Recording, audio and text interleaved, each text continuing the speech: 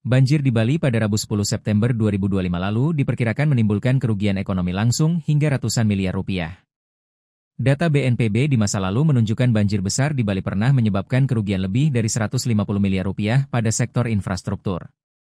Hal tersebut diungkapkan oleh pengamat ekonomi dari Bali yakni Profesor Dr. Ida Bagus Rakaswardana, SE.MM.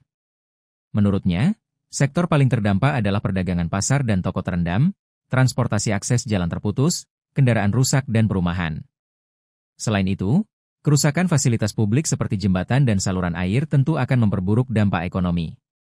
Estimasi terkini dari observasi singkat yang saya lakukan menunjukkan sektor UMKM, yang menopang 97% ekonomi Bali, menjadi paling rentan terhadap kerugian langsung, ungkapnya pada Sabtu 13 September 2025. Industri pariwisata Bali sangat sensitif terhadap bencana. Banjir menyebabkan pembatalan reservasi hotel, gangguan perjalanan wisata, serta penurunan jumlah kunjungan wisatawan. Berdasarkan data BPS, rata-rata pengeluaran wisatawan mancanegara di Bali mencapai $1.500 Amerika per kunjungan yang artinya, gangguan pariwisata sehari saja dapat menghilangkan miliaran rupiah potensi pendapatan.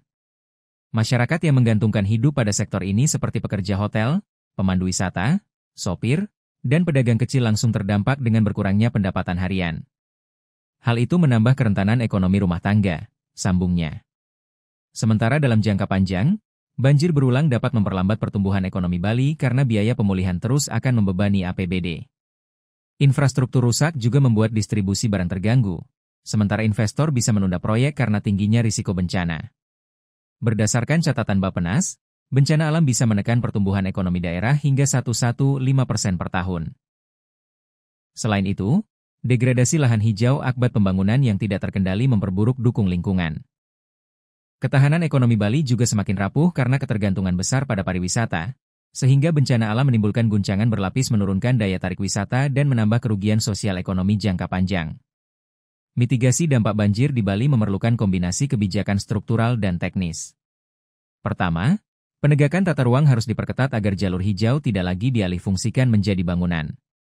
Kedua, investasi infrastruktur hijau seperti drainase modern, waduk kecil, dan revitalisasi subak perlu ditingkatkan.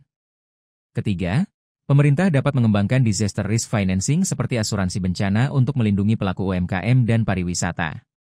Selain itu, diversifikasi ekonomi menjadi kunci agar Bali tidak hanya bergantung pada pariwisata.